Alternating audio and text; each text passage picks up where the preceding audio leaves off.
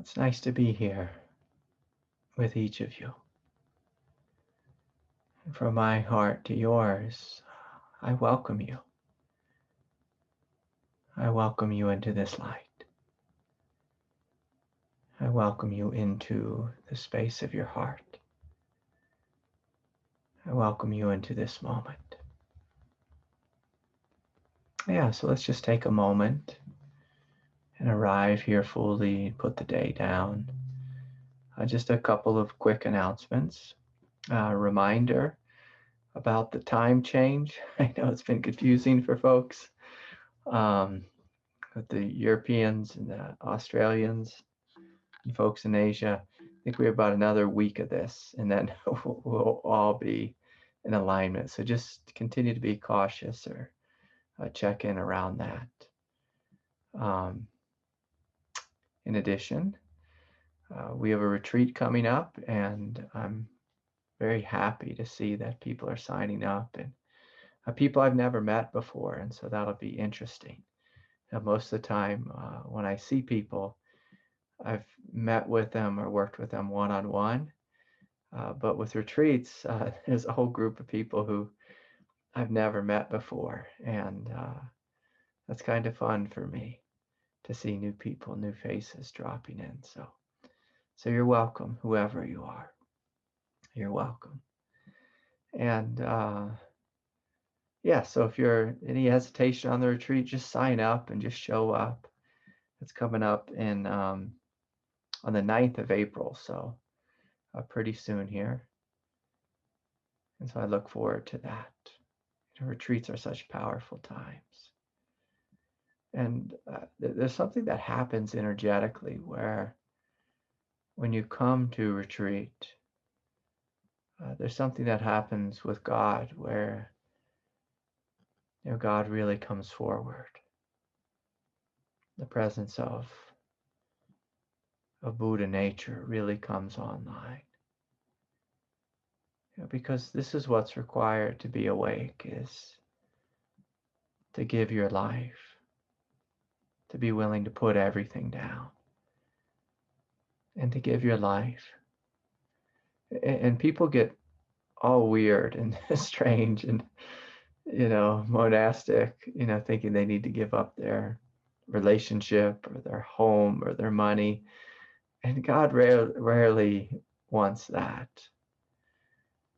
What God wants from you is for you to live as the fullness of your heart, for you to step fully into this stream of divinity. God really doesn't care about taking your car away or your 401k or whatever it is.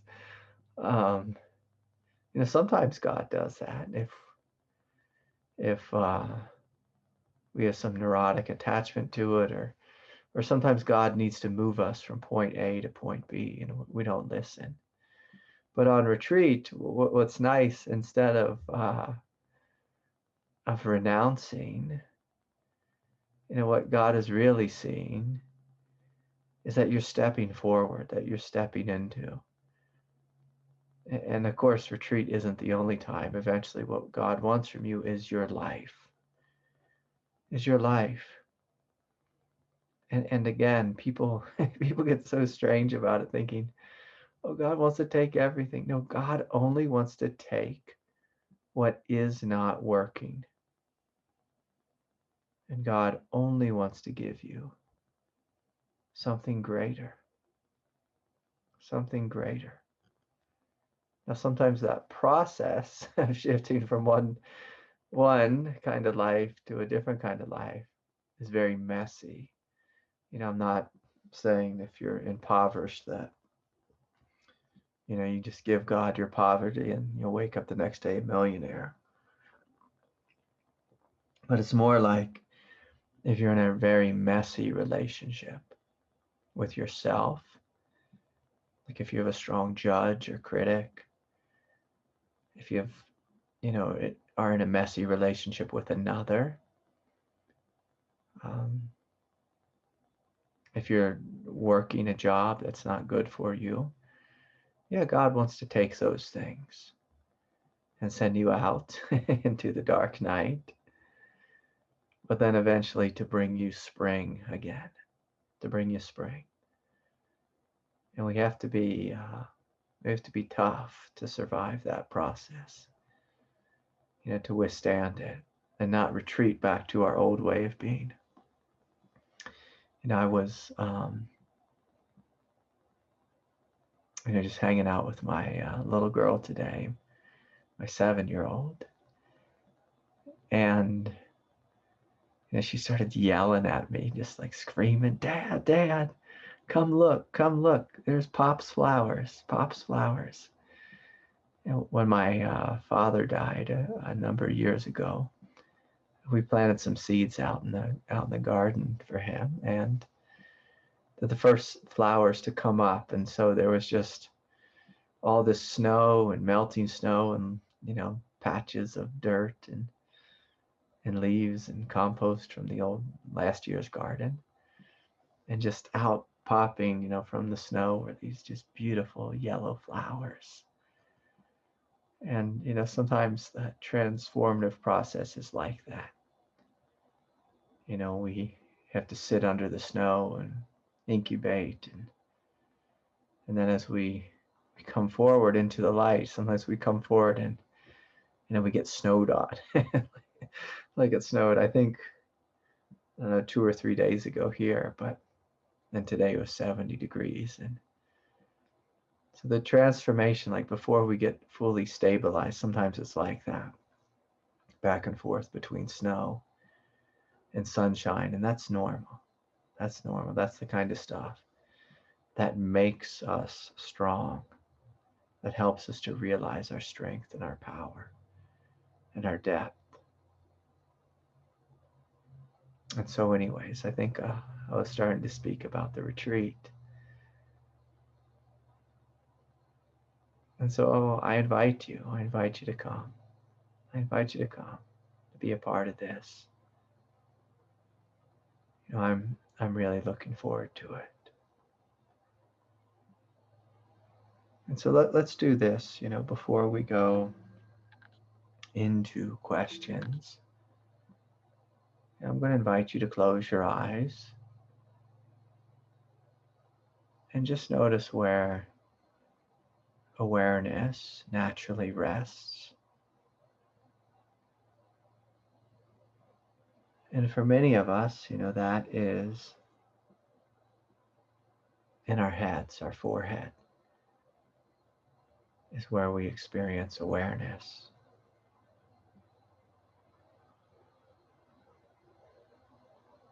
And that's okay, just to feel that, to notice almost like a transcendent nature of awareness. As you let go of your day and to let go of the character of you, and to arrive here fully, present and awake. And then from this place, I'm going to invite awareness just to drop down into the space of the heart, the chest. And for many of you, you may notice emotion, pain or heaviness, contraction in the heart, numbness. And that's okay too. That is the emotional heart. But I'm going to invite you just to take a deep breath, to feel deeper than the emotional heart. Just something that is present, something that is alive.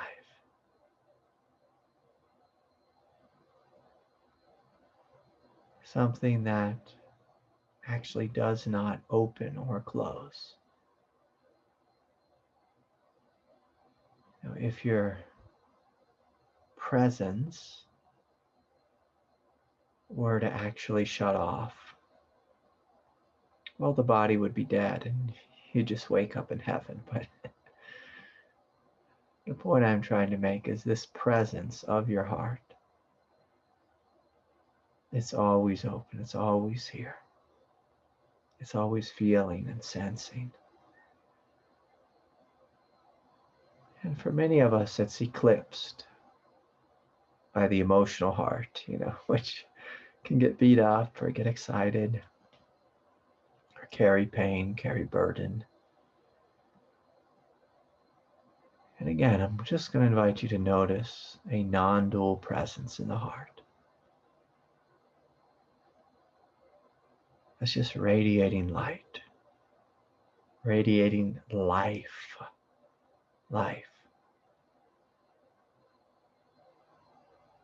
And your fundamental sense of aliveness, and just feeling into that.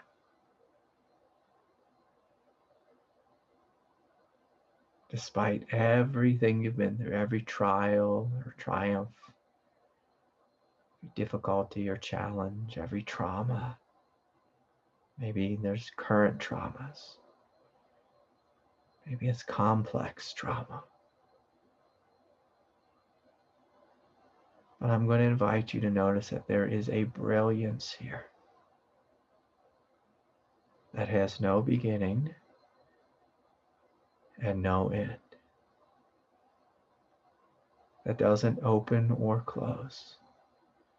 So this is something even beyond a chakra center.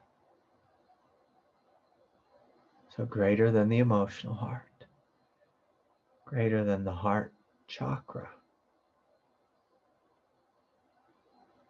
It's this true spiritual heart. It's non-dual. It does not open and does not close. It's always already open, radiant.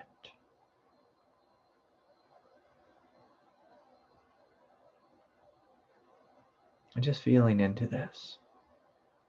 There's a quiet, silent, radiant power here in depth.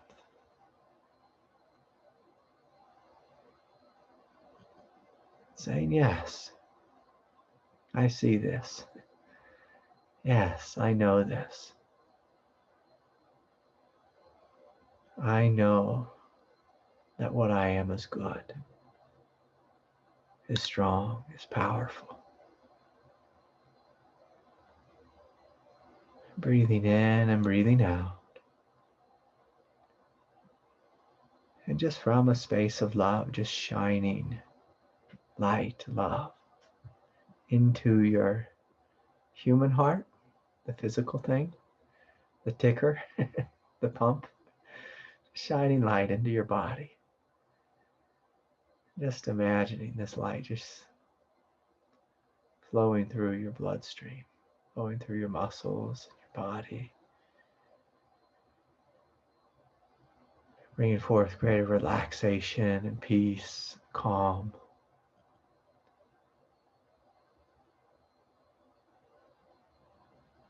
Inviting this love to shine through your emotional heart and all the places you've been beat up, struggling,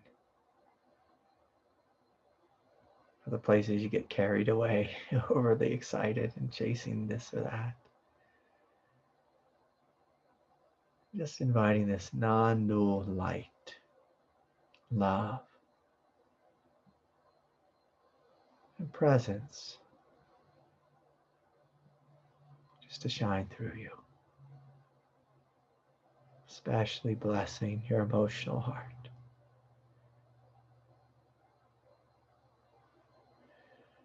And then, just as an act of kindness and compassion, I want you to imagine someone in your life who could use more love,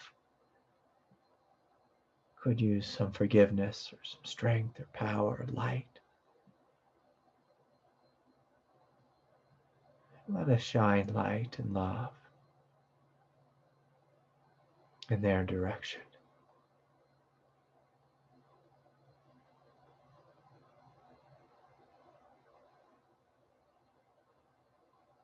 Just inviting a special blessing for them.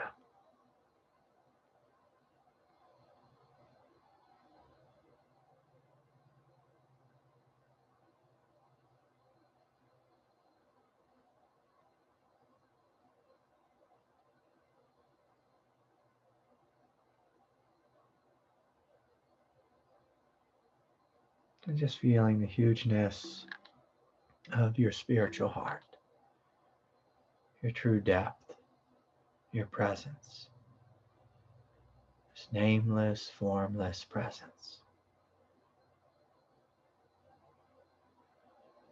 Simply smiling at the goodness of what you are. The goodness of what you are.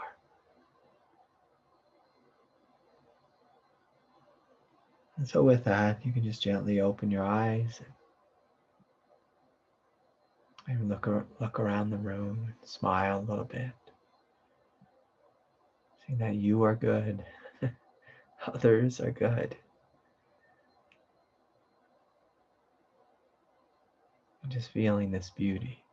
Even if you're having a really hard time, sometimes we have such a hard time that our heart seemingly is eclipsed by pain.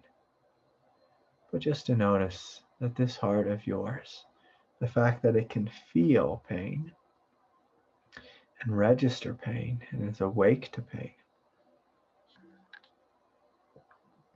actually means it's bigger than the pain. Because this presence is here before, during, and after. Before, during, and after. And sometimes we forget that. Sometimes the pain just simply overwhelms us. This is a good reminder that your heart cannot actually be overwhelmed. Your true heart. Your emotional heart, yes, that thing can be overwhelmed. For some of us, it happens many times throughout the day, but your true heart cannot be overwhelmed. And just feeling into that, maybe acknowledging that for the first time. For the first time. Okay, and so I'm going to welcome questions. So if there's anyone here who has a question, I'm going to invite those forward. And got a couple of email questions. And yeah, let's just see what comes forward. And you can, ask them on Zoom or put them in the chat. Either is fine, either is welcome. Okay, so let's hear from Kirsten. Let's see if I can unmute you, Kirsten. Hi. Hi, Kirsten. Good to see you. Hi. I had a question about the meditations on Wednesdays. Yeah, please. I notice that the first half of the meditation just kind of goes along for me as I normally do, with some struggling with focus, but pretty much straightforward. The second part, where we open the chakra, you've mentioned that we might feel some pressure, and I have pretty consistently felt a kind of a pressure that shows up for me, and what I've heard people talking about, like restless leg syndrome, but mine is like restless upper body syndrome. My arms and my from the waist up feel very, very there's a kind of weird agitation that I don't know how to describe. And what I'm finding for myself, and I understand that you say it might be that there's something our body is upgrading or trying to deal with the frequency of it, is how I understand it. Yeah. But what I'm noticing is, I'm constantly trying to surrender.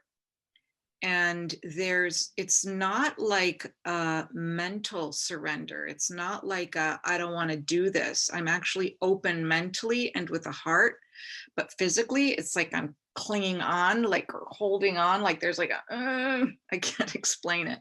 And so I don't, and I try to surrender into it, but it's almost like my body doesn't do it fully. It does it a bit, but not a lot. And I just wanted to hear some feedback on that, and if I'm on the right track and understanding what's going on.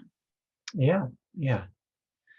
So that is a brilliant question. Um, So, and I just want to acknowledge, Kirsten, you said a couple times, I don't know if I'm doing a good job describing it. You did an excellent job describing it. It was perfect. It was to the T. And so in this lineage, the lineage of Sri Aurobindo, it was a lineage of, yes, first waking up to your non-dual presence, and that's what we do in the first half of the meditation. And in the second half, we're inviting a transformation of our consciousness, a transformation of your human rational mind. And we're inviting a higher mind to come forward. And so I want you to imagine a mind that doesn't think, where there's no thought in it, but just intelligence flows. So we're going from, say, a human rational mind into this higher mind. And then we're inviting a growth in the realm of the vital, what Aurobindo called the vital. That's the emotional nature. So there's a higher vital. And so the higher vital will look like, basically less animal nature and more unconditional love and unconditional truth, where you're living your gift, you're speaking your gift, you're acting your gift. And by your gift, I mean your real truth. And inviting just a higher flow of vitality, radiance, connection, intimacy with all of life. So there's that. And then the physicality of the body will be upgraded as well. And so the process is very much like sitting in a fire and being cooked. And so you might hear like some screaming or some agitation, in the body and the mind and the emotional nature. And that means you're doing it right. And sometimes the surrender means just staying in it. And just staying and not getting up and running out of the room. And I'll say this, in my relationship with my teacher, I sat with him for 2 decades, and between 60 and 75% of the time, like if we were meditating, I would occasionally open my eyes and look at the clock and look at the door. It's like, can I run out of here? Can I just run? Can I get out of here? Get the heck out of here? Because the light was so intense. It just felt like a furnace of just brilliance and heat and intensity and sometimes pressure. And there were times, I had this bizarre experience of feeling like concrete molten lava was just like burning and being forged through my body. There were times it felt like, God was driving like 2 stakes of rebar just down through my spine. And I'm not saying this to scare anyone, but this path, it's not a joke. It's not like, oh, we're just making this up. There's something powerful happening here. And the egoic way of looking at it is, this doesn't feel good, and so I should leave, or I want to leave. And what God is seeing in each and every one of you is God is seeing a divine being, as someone who's willing to sit in the light, someone who's willing, in a sense, to be Christ-like, because this is what it's like for Christ. Christ was on a cross. Christ was belittled and humiliated and dragged through the streets. That was, kind of a different kind of thing. But this is the same type of surrender, is you're giving of your body. You're giving of your mind. You're giving of your emotional nature. And we're inviting something greater to come. And it would be wonderful if evolution was just sweet and simple. But evolution in matter, in form, in the human body, it's just not It's not sweet and simple. It's not, oh, it's so lovely. I wish it was that way, just from a place of, you know, uh, humanity. But in a true transformation, almost always goes through the doorway of fire. The doorway of fire. And again, the ego, it'll look at this path and say, oh, this is too much. I don't like this. It doesn't feel good. I'm feeling agitated. I must be doing something wrong. No, agitation is a great sign. What agitation is showing is there's a lesser aspect of consciousness, basically, that's being cooked to death. Now, one day, that voice of agitation won't be there anymore. And in its place will be a greater space, a greater light, greater love, a greater intelligence. And the nature of your mind will literally become different. The nature of your emotional nature will literally become different.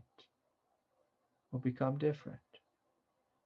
And how you experience, the body, that too will be different. That too will be different. And, I'll just say this. It will be much better, much better.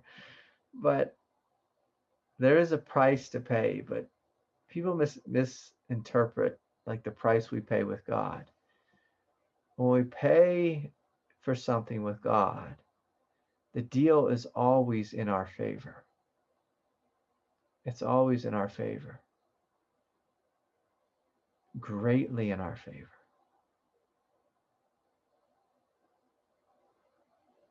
And so I want everyone to hear that, because, yes, sometimes the meditations are hard. I mean, a lot of times they're hard. But when you stick with it, something profound is coming forward. And the fact that you're sitting and you're feeling agitation, right, that means something great is happening in you. So basically, you're sitting in the light, and God has chosen you. It's not like, I'm doing something to you, or you're meditating wrong, but God is choosing to work in you. And I want everyone to hear this. Just imagine what it's like just to be a normal, I'll make myself as an example.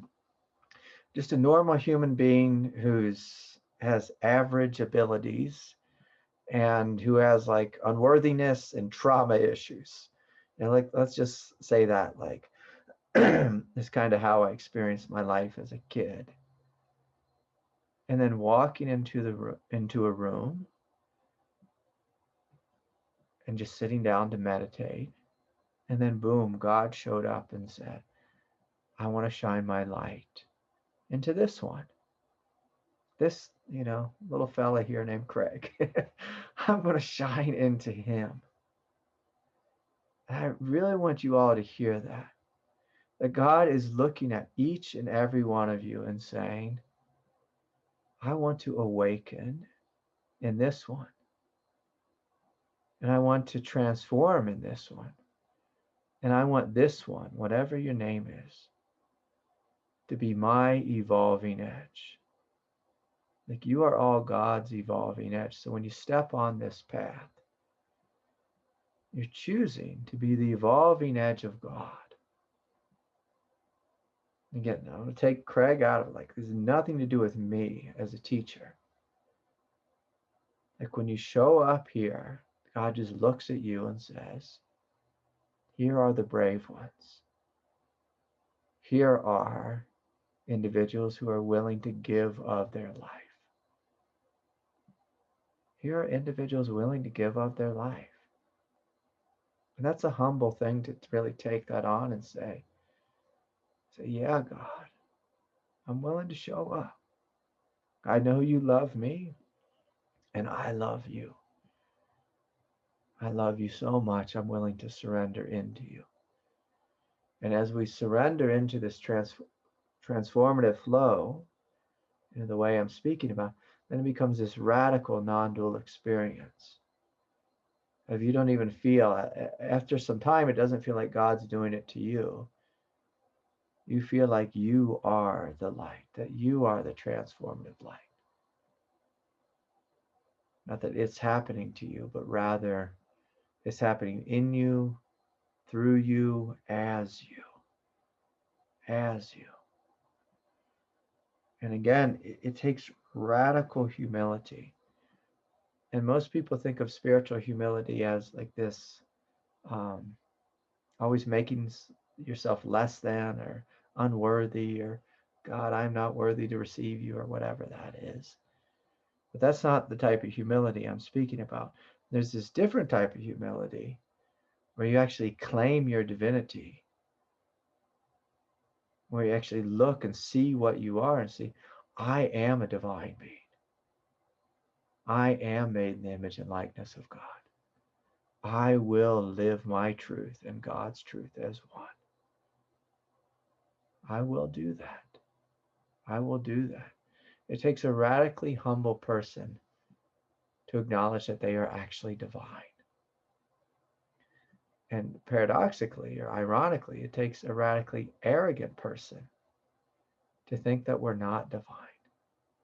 The most arrogant thing we could all do is to discount our divinity. The most humble thing we can do is to claim our divinity.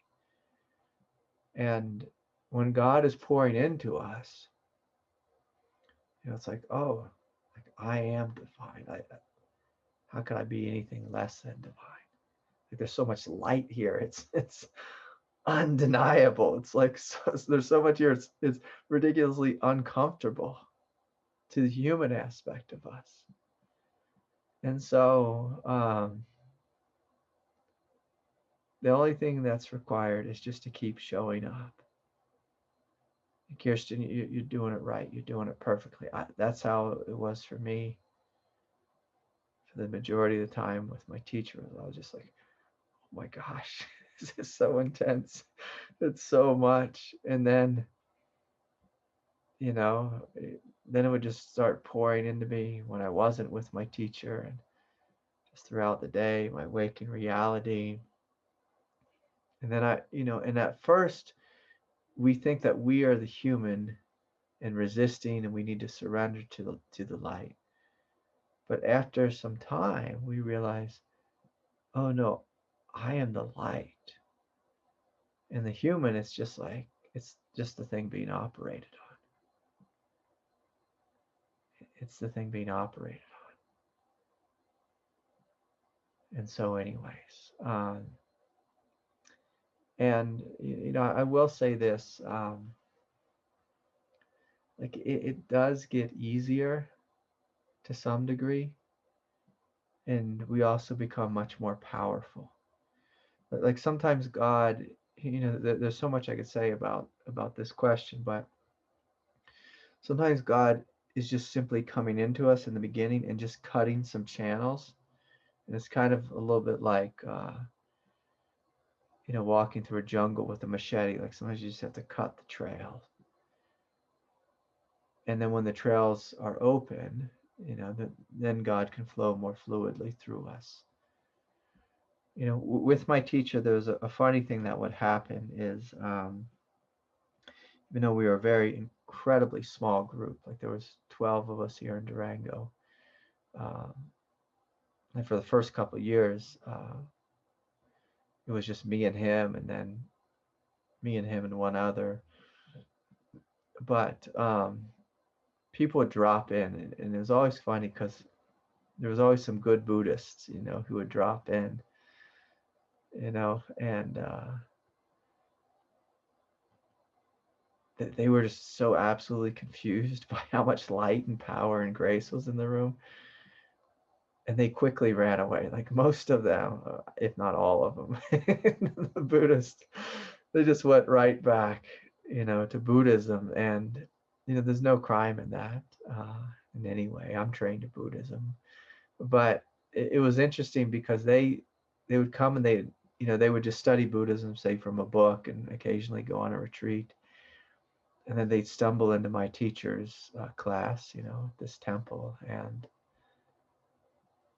I'd look over at them while they're meditating. Their eyes look like they're going to just explode out of their head. And like I said, they just didn't come back. They were just like, that was crazy. That was intense.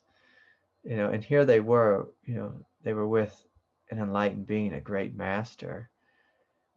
And, I thought it was kind of silly. They just went back to their books, and just meditating on their own and studying their books, and not, for me, it's like, the reason I say this is, if I ever had a choice between, self-study and a book, and being with the master, I'd always choose the great master. But, we all have to follow our hearts. It's not really a criticism, but I just thought it was funny.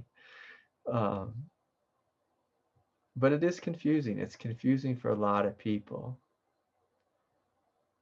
because they're like, what is this? It's like, well, what is enlightenment? It's a lot of light in you, as you. And so, get comfortable with it. Get comfortable with the light. Get comfortable with it. And a game we can all play is, Kirsten said, well, in the second half, Craig, you have us open our chakras. I want you just to imagine your crown chakra always open,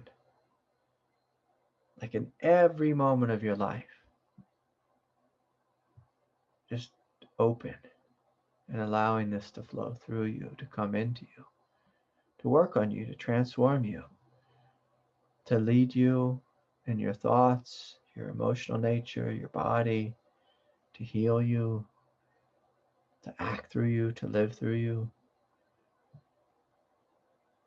And so eventually, it transitions from being something that just happens in meditation to you realizing, oh, right, God is here all the time. God is wanting to evolve this world all the time. All the time. Not just when we're in some formal practice.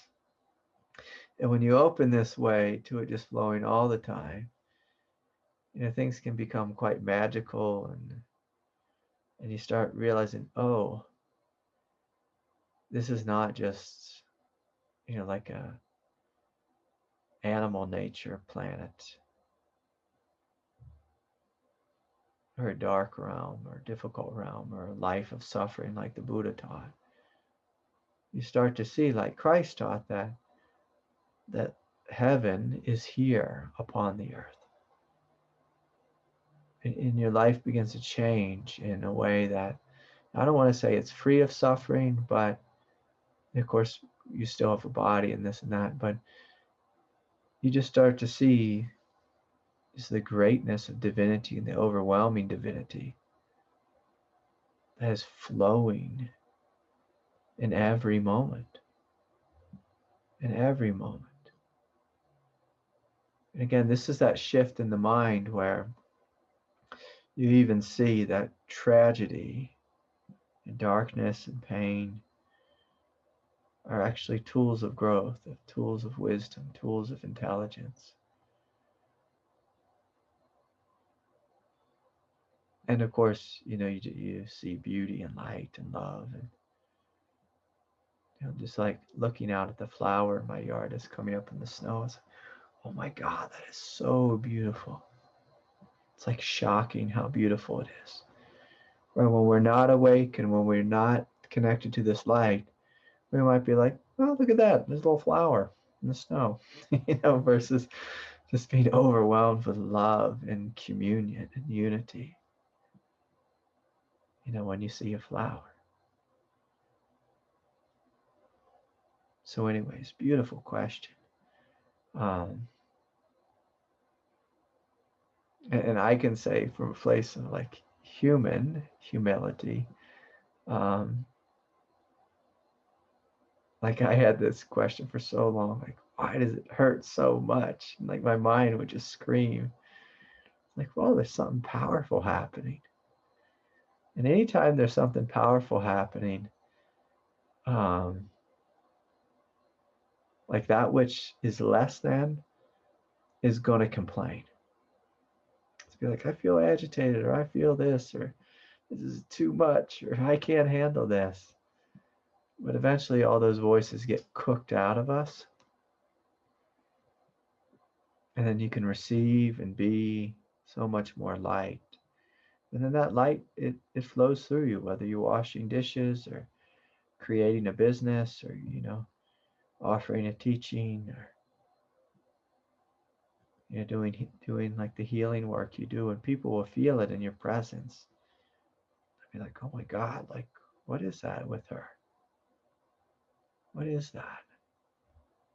And all the while, God is using you, using us in just a really basic way, but yet ridiculously profound way. So, anyways, beautiful. Okay. Let's see. I think Richard has a question. Let's see what Richard has to say. Hey there. Let me off my butts.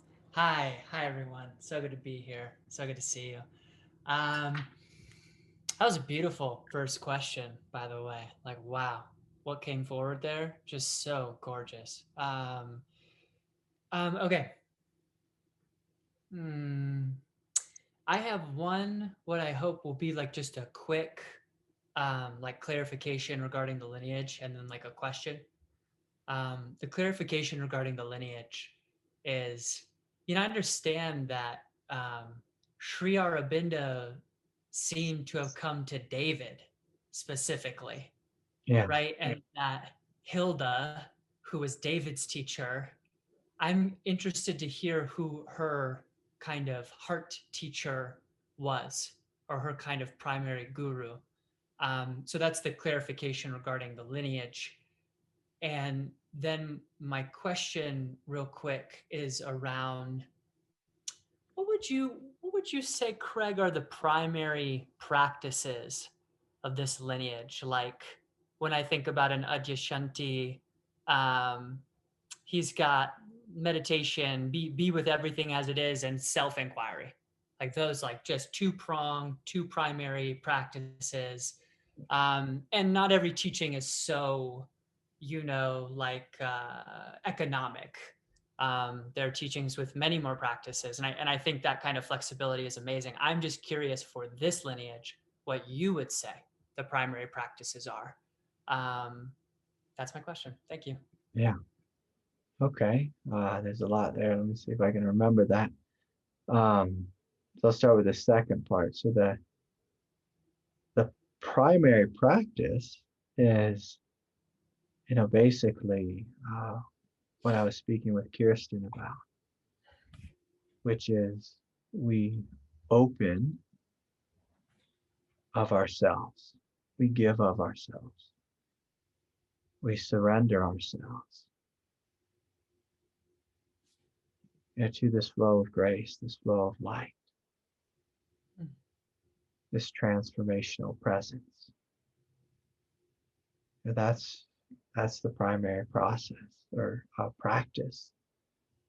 Practice. It's funny. I'm a big fan of practice, and also I just hate that word, because ultimately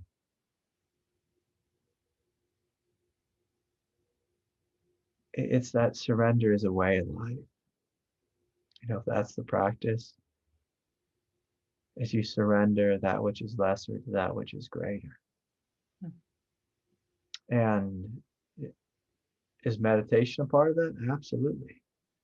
Is silence a part of that? Absolutely. I mean, Aurobindo spent just decades in silence. And so basically it's meditation become lifestyle. It just becomes you. It becomes you. And the funny thing is, and again, I say this a lot, but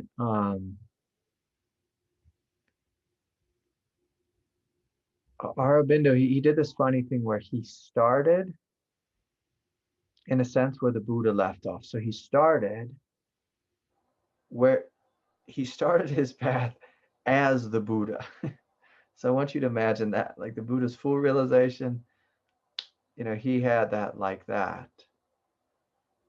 And then he said, this doesn't change life for humanity.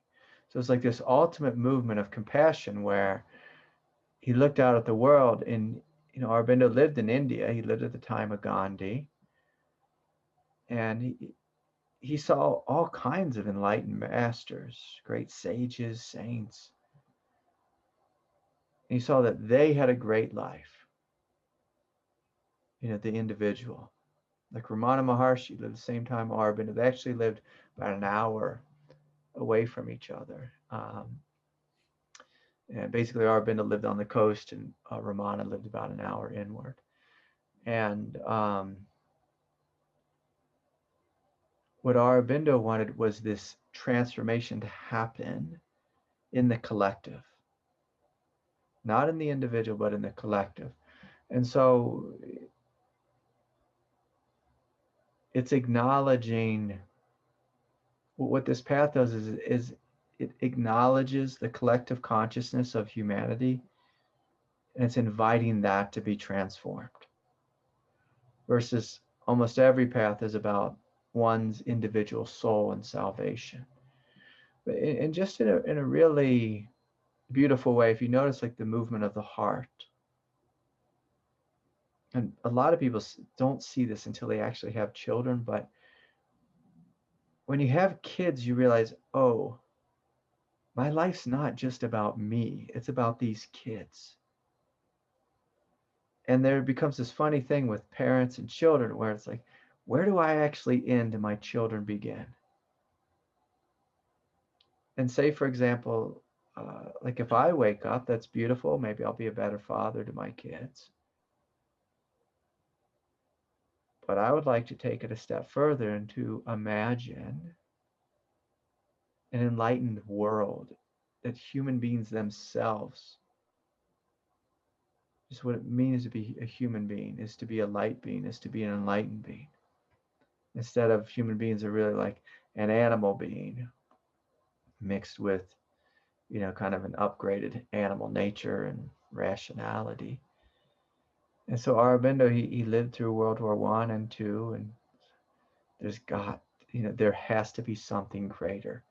That's not a philosophy. That's not a political thing. That's not a this or that. But to imagine a world where, say, racism does not even exist. Just imagine a world where war does not exist, where violence does not exist. And so part of Kirsten's question, well, what is that agitation? As the light comes into the animal body, the animal's like, this is too much. I'm being burnt up. And there's a truth to that. There's something being burnt up, but then there's something coming into its place. Something beyond fight or flight. Something that has a universality to it. A divine intelligence to it. Something that has, again, I keep saying this, a different type of mind. Human beings have no real understanding of how much of their mind, how much of their behavior, how much of their action is driven purely by the fight or flight response. Like, people have no real consciousness of that. Like, how much of my behavior is driven by fight or flight? How much of my behavior is driven by the desire to procreate or the desire to eat something really sweet, or whatever it is. And I'm not saying any of those things are wrong or bad, so please don't misunderstand. But just imagine a different type of mind, a mind that doesn't shy away from pain, but rather moves towards truth. Whether there's pain or pleasure on that path, it becomes irrelevant. A mind that just walks in the direction of truth, a body that walks in the direction of truth. an emotional nature that walks in the direction of truth.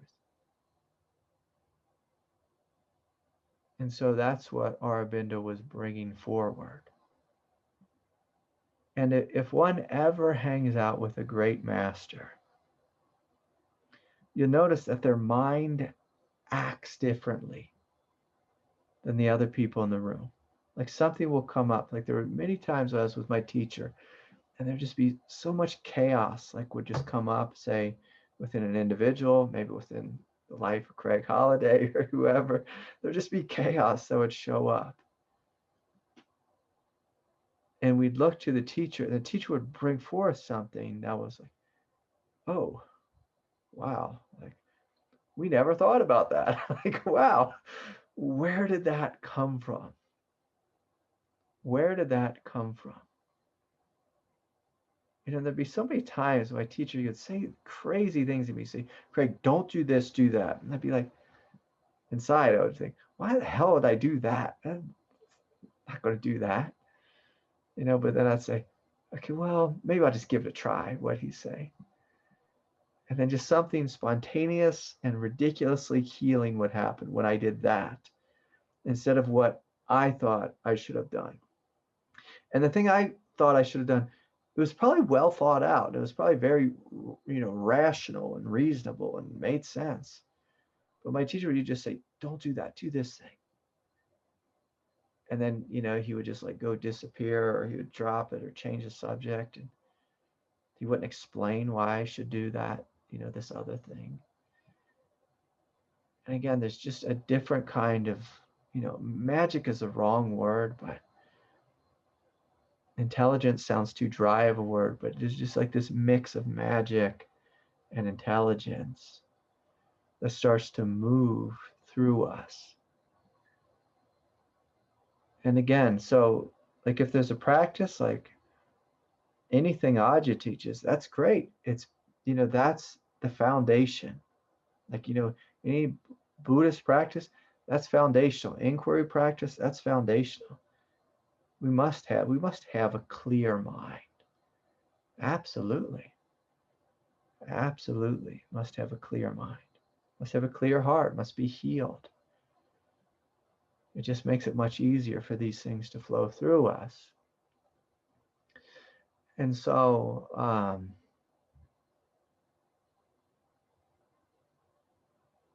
and it's interesting, just as, I respond to these two questions, like behind me, I just feel so much light, so much push, from this force. Basically, one way of put it is awakened evolution, the evolving edge of God. And if we just look at, well, what is human life? Like many spiritual teachings teach that human life and the ego is a mistake. And my God, is that an arrogant thing to say? Is to look out at creation and say, this is a mistake. Creation is a mistake. All we're here to do is to get off this wheel and to go to a place of emptiness. And listen, I love the Buddha and I love the teachings of the Buddha, but that makes zero sense. That God creates a world, throws us into a world, and your job is to get the hell out of this world. Like it doesn't add up. When you look at creation, say, well, what is God doing here? Like, what are all these lifetimes about? And it's very clear. It's about growth. And there's two big types of growth. There's growth in the absolute, and the Buddha did excellent at that. Growth in the absolute, let go fully into the absolute. But there's also growth in the relative. And as you grow, as you surrender to growth in the relative, in an absolute way, there's ridiculous freedom in that. There's ridiculous freedom. It's a different type of freedom. And please hear me. I'm saying both and instead of either or. Not one or the other. A lot of people think, oh, this is either or. No, it's both and. It has to be both and. Right. If it's not both and, then, it's not the full thing. It's not the full thing. But this world is absolutely a world of growth. And if you look at the heart doesn't look out at your brothers and sisters and say, see you later, I'm enlightened. I'm going to go disappear over here. The enlightened heart says, hello, I see you're in pain. Let me hold you and embrace you. Let me hold and embrace myself, because, it's not just like I'm enlightened and I'm perfect. No, there's a human here who's suffering. So I'm going to hold it and love it. Just as I'm going to hold you and love you. And I'm going to let God work through this. And see what can come. See what can come. See what can change. See what can change. And so anyways, this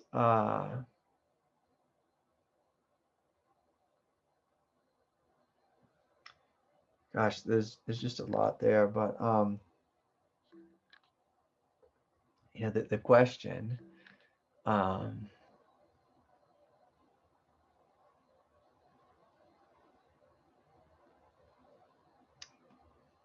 I'm sorry.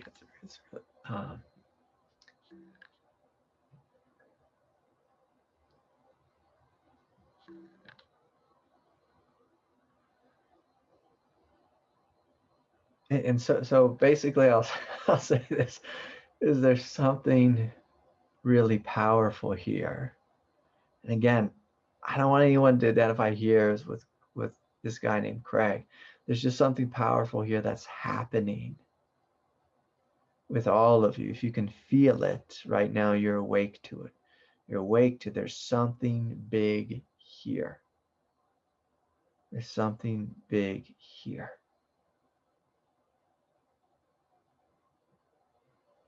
And a big part of this path is just waking up to this thing and saying, yes, Lord, I'm willing to be your instrument. I'm willing to be your evolving edge.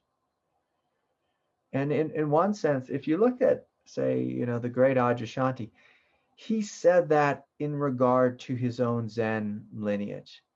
They kept trying to get that boy to be a Zen priest.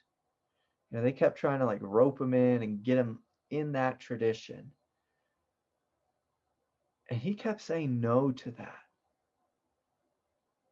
He said, no, I don't really, I'm not, he kept canceling, his, time when he was supposed to go and be ordained or have the great talk with, at that time, as Jakusho Kwong,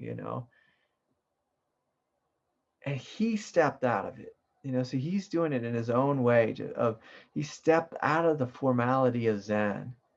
And if you look at what, I like to say what that boy, what that man has done, what Adya has done, it's been incredible. Because basically he took the strictness and the tension and the formality of Zen, and he took a sledgehammer, in a sense, and broke it open, for humanity. The Dalai Lama has done a real similar thing. He left Tibet. And if you look at the traditions, God is doing this to all the traditions. God's doing it to all the traditions, basically taking a sledgehammer to the formality of them so that they can actually spread.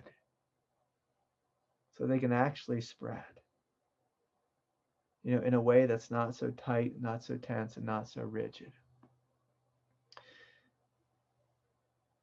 And it's a beautiful thing. So when you look at, say, the teachings of Aurobindo, whether you like Aurobindo or not, whether you agree with him or not, or whatever, it's already happening. And that's when it's the truth. It's happening. It's happening in our world. It's happening. It's unstoppable. This change, this transformation. That's evolution is so fast now. It's ridiculous how many people are waking up. And it's well, once you're awake, or once you're beginning to awaken, what is your life about? Is it about being a monk and being in a cave? And if that's it, God bless you. But for most of us, it's not about being a monk in a cave. It's about this light giving birth into reality and fundamentally changing the fabric of reality so that this no longer has to be a dark planet where people are shooting each other or, assaulting each other, violating each other, whatever, all of the violence and the heartache and the pain and the suffering. And the thing Aurobindo does is he acknowledges the huge, like vast vision of this, but he's also really practical too. Like he lived at the time of Hitler, and he said, yeah, in regards to Hitler, it needs to be ended. And so he's able to acknowledge this developmental steps. So I don't want anyone to think this is too flowery. It's like there has to be the developmental steps. When you skip development, shadows develop. It just, you can't skip development. But what Aurobindo was saying is like, let's develop consciously instead of going at the pace of a snail. And so in that, everything's included. Wherever you are at on the path, it's included. And so there was a lot in Richard's question. There's a lot in Kirsten's question.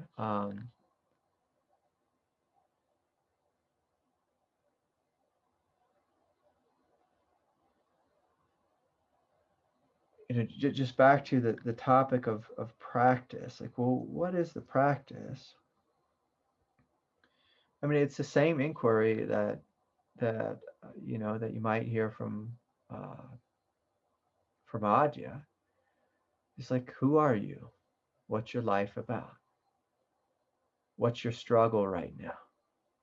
So wherever your struggle, like the way Aurobindo teaches, instead of like looking at, well, what's my struggle?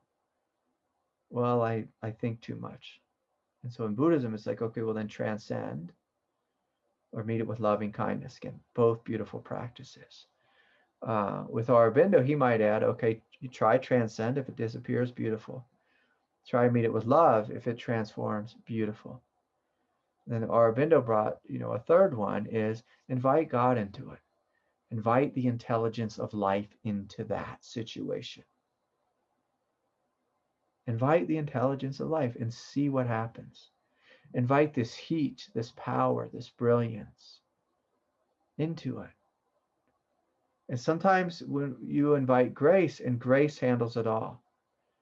But other times, grace doesn't handle it all, and grace requires you make a step. And maybe that step is loving kindness. Maybe that step is, God, I just need to unhook from these thoughts and kind of step away from them.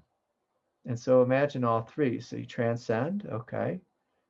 That kind of worked. How about now we include and meet it with love? Okay, beautiful. And oftentimes, like if we do that, that can very much make the thing disappear. Like it can be healed. But then a great question is, well, after we're healed, wouldn't it be nice if something greater moved through you in that place? So instead of just being empty, how about there being something greater flowing through you, a greater intelligence, a greater love, a greater insight, a greater mind? So instead of just an empty mind, how about a greater mind? A greater mind. A greater mind. And so anyways, for those signing up for the retreat or wanting to come to the retreat, we have much more of this and this type of teaching. And you can start to feel these doors opening. And as these doors open and these channels start to be cut, then in a sense, I'll put it this way, it'll be kind of silly, then you can't get rid of God.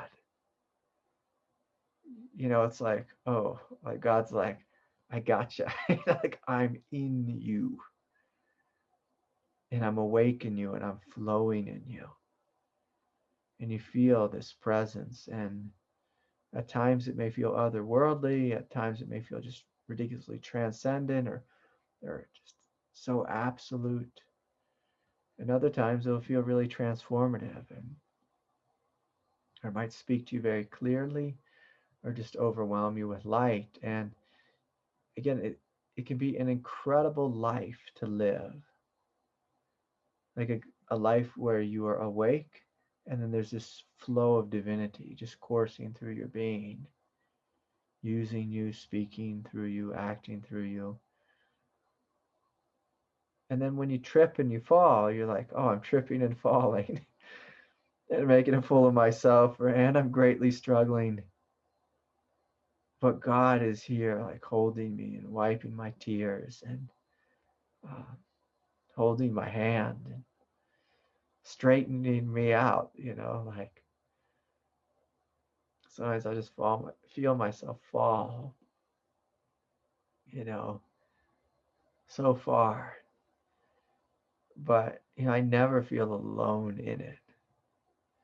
Never feel alone in it. It's not always pleasant. Sometimes, like I've said many times, that I've had an incredibly difficult year. But I never feel divorced or separate from God. Sometimes I yell at God, like, what the hell is this? Like, why is this world so rough, Um, but I had a funny moment the other day where, like contemplating, like, why is there so much violence in this world? And I was watching something. Me and my daughter were watching something on, I think it was National Geographic, and it was, like a big whale. I think it was a big blue whale, like a mama whale, and she had her baby calf with her. And the two of them were up by off the coast of Seattle, whatever that park is, that the ocean up there in the Pacific Northwest. And there's a pod of killer whales. And what they were doing is they were chasing the mom and the baby, and they wanted to eat the baby. It just breaks my heart to say this is such a terrible thing. And they just basically wear out the mom. They just get her exhausted, get the baby exhausted, get it so the the big blue whale can't guard the baby anymore. And then they just, God, so brutal. They drown the baby. They just keep squishing it down so she can't, like the little baby.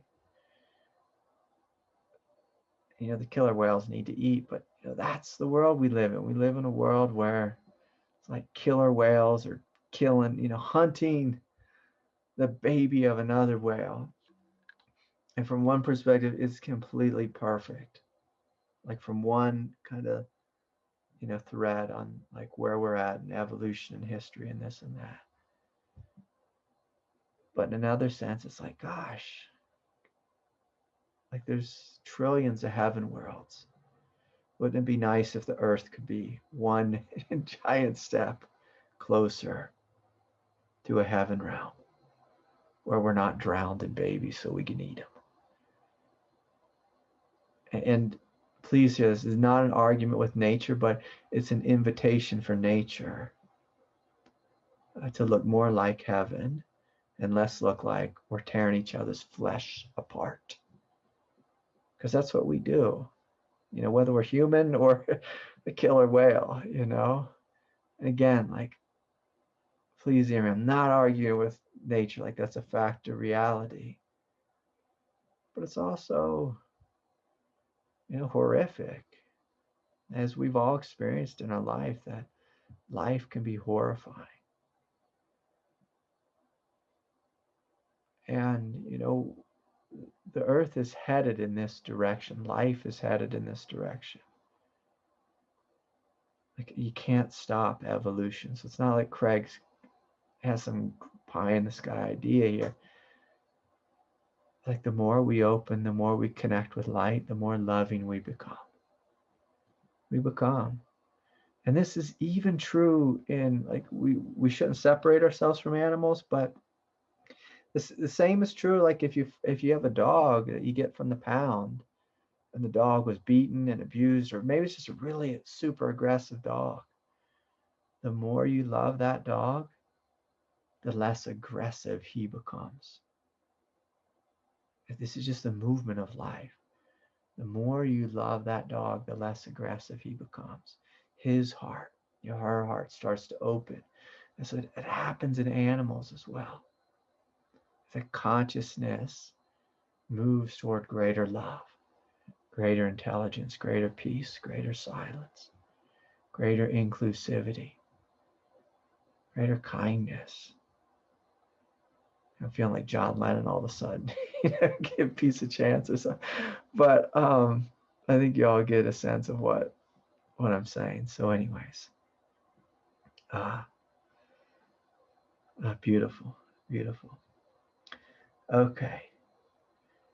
So let me just take a peek around here.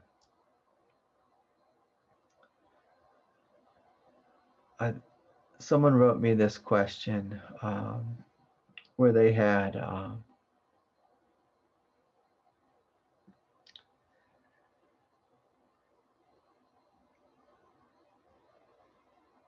I'm sorry, I keep getting pulled back to Richard's question. There was a second part. Richard, the second part was so David's teacher Hilda went to India when she was quite young. I don't know how old, but she was in her either 20s or 30s. No, she was in her 20s. And she was in India for 17 years. She spent a lot of time in South India. And Aurobindo lived in South India. Yogi Ram Sarat Kumar lived in South India. Yogi Ram Sarat Kumar used to go and visit, like, the Aurobindo ashram. And so there's a connection there between, excuse me, Aurobindo, Yogi Ram, and Hilda. But Hilda also spent time with Sai Baba. Sai Baba would have her teach for him. And he had thousands of followers at that time.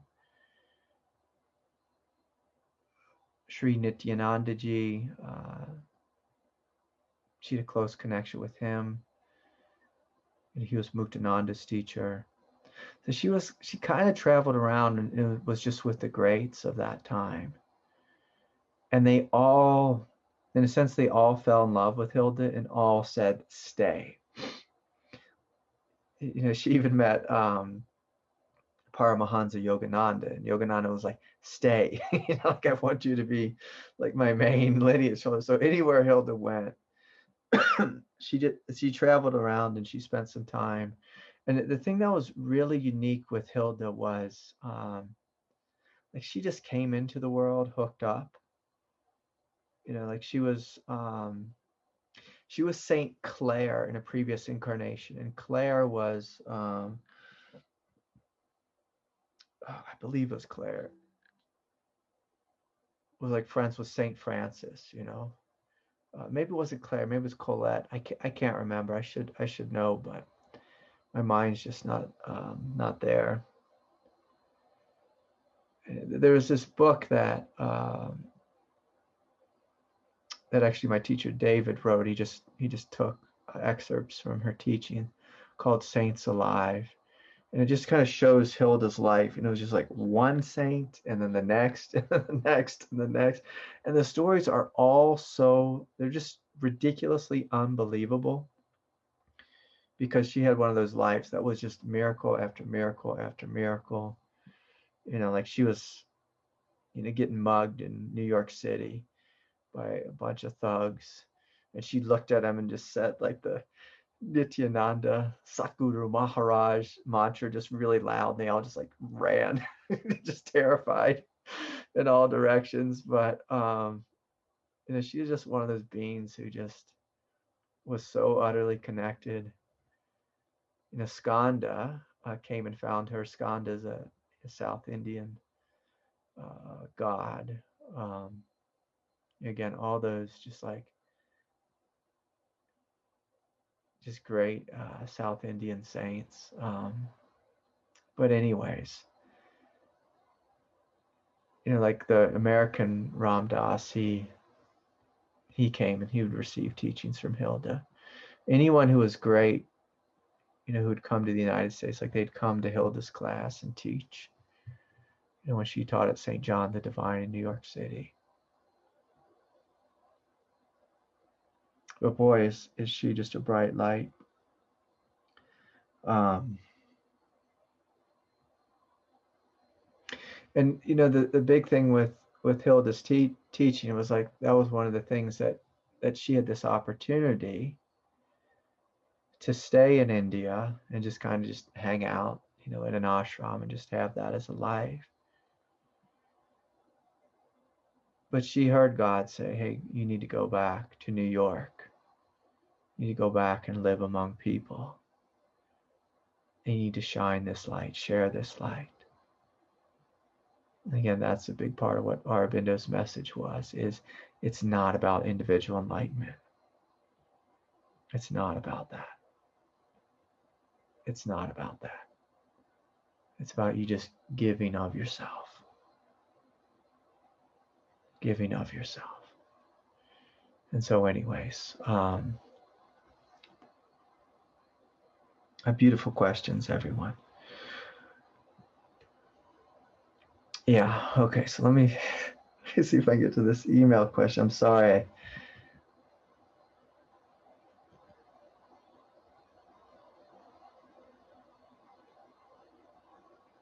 I hope everyone else is feeling what I'm feeling. How much intensity is here, how much grace. Okay, so I'm really trying to shift gears to this next question. This is a question from Sarah. Hi, Craig.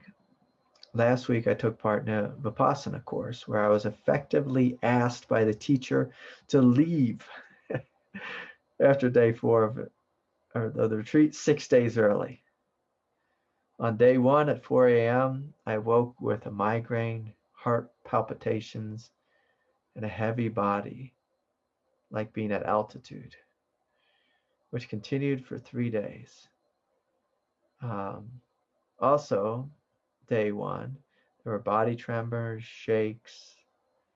That started to get increasingly intense, including through the night. They grew in strength to the point of meditations that I disrupted others. Given this, the teacher said they take a cautious approach and suggested that I come back in 6 months. At one point, mentioning he was concerned that I was possessed. I love it. Why such an intense experience? Is Vipassana not for everyone? So look, I'll just say this. I'll say this when I try to be polite. I would have disagreed with the teacher. I'd just say, yeah, stay. Just sit in the back. Just sit in the back.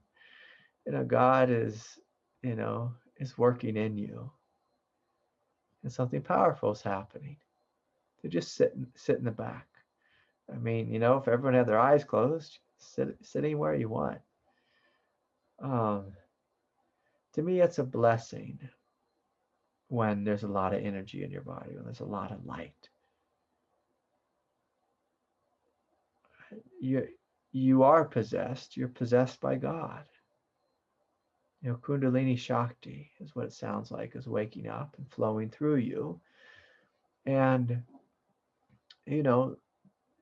teachings that focus on transcendence, oftentimes they don't know what to do about Kundalini Shakti. And that's okay. They just don't understand it. I wouldn't send you home, but it just sounds like the teacher was scared, or I want to use this word politely, ignorant, just that ignorant in the sense that they didn't understand. They didn't understand. I guess he didn't understand what was happening in you because he had not been through that before.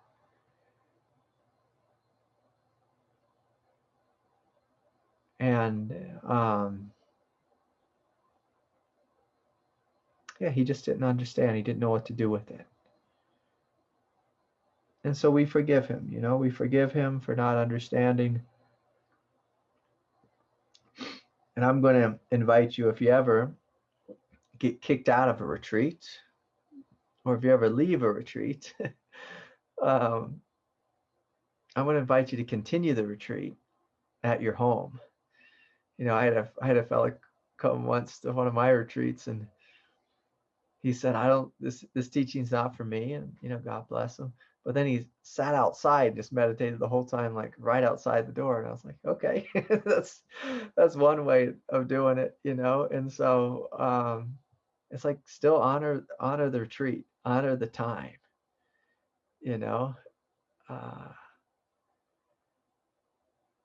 just honor the time, because you took time off work or time away from your life. And if the teacher didn't understand, it's just like, God bless him. Like he got a little confused. A teacher can't be expected to understand everything. And a lot of things I don't understand, and I'll say the wrong thing or drop the ball or put my foot in my mouth, or and so we're all human. And so is Vipassana not for everyone? Well, that's no path is for everyone. The question is Vipassana for you? Does it feel true to you? If it does, you continue. And don't, if the teacher doesn't understand what's going on with you, it doesn't mean Vipassana is not for you. All it means is he doesn't understand what's going on within you. And this is really important, because a lot of people have anger and hatred towards something like, say, Jesus or Christianity, because they met with a bad priest or preacher or judgmental Christian or whatever. Doesn't mean Christianity is not for you. It just means that person isn't for you. Like that one person representing the religion, or that person who's a member of the religion. I've had good Buddhists say really nasty things to me before, but that doesn't mean Buddhism isn't for me. It just means that person isn't being kind in that moment. So it's good to be able to discern this, to be able to discern. Because, like if even all this talk,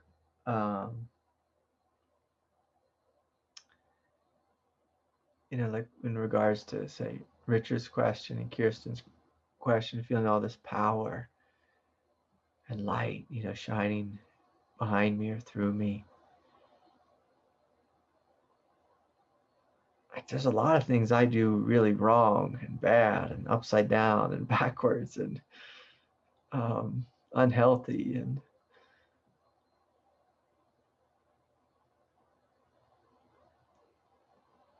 and so even if I make a great mistake, and sometimes I do, often I do, it doesn't mean that the lineage is no good or the teaching is no good, or it just means the human Craig was being an idiot. He was being a foolish, or he let the lower aspect of his consciousness get the best of him. And that happens, just we're all human here. We make mistakes. If we think we're going to get to a place where we don't make mistakes, we're, in a sense, spitting in the face of God in the form of evolution, because evolution is happening in all of us, whether we like it or not. And with evolution, that means there's going to be times we're walking up, but there's also going to be times when we just fall on our face in the mud. I've had many times this year when I've just had my face down in the mud, breathing the mud water into my mouth and nose and nostrils, just, face down, drowning in it. So we all drop the ball, get confused. So anyways, okay, let me just check and make sure I'm doing my part.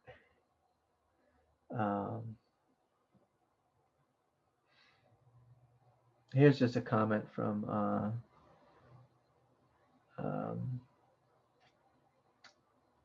someone on Facebook here. It says they're going through horrific fire, acid fire, brain pain, severe heart palpitations. I wouldn't trade this for anything. What God gives so far outweighs this suffering. Thank you, Craig, for all that you do, the support for those of us going through this alchemy. Yeah, alchemy is a word I often forget. Yeah, it's a great alchemy, great transformation. And God bless you, for saying that. Like, that's the type of surrender, is when it gets intense, we keep opening and opening and opening. And as we do so, we begin to find this heart, like I was speaking about in the beginning, that cannot close. That cannot close, even if it's painful. A heart so big that it can notice contractions, but it is not contracted. A heart so big that it continues to love, no matter what. That love just shines through it, in whatever form that may look like. This love can take on many forms. Many forms. Sometimes love means we kick someone in the shin. So anyways, a big thank you from my heart to yours. I thank you for all of you sharing your heart with me. Sharing your heart with me, sharing your light with me, sharing your light in the world. Big thank you for all those supporting this Sangha and this Satsang and your donations. Truly, truly thank you. And I guess I'll see y'all either Wednesday or next Sunday or on the retreat or in person here or there. Share your light with the world. Please do. Share your light with the world. Good night, everyone. Bye for now.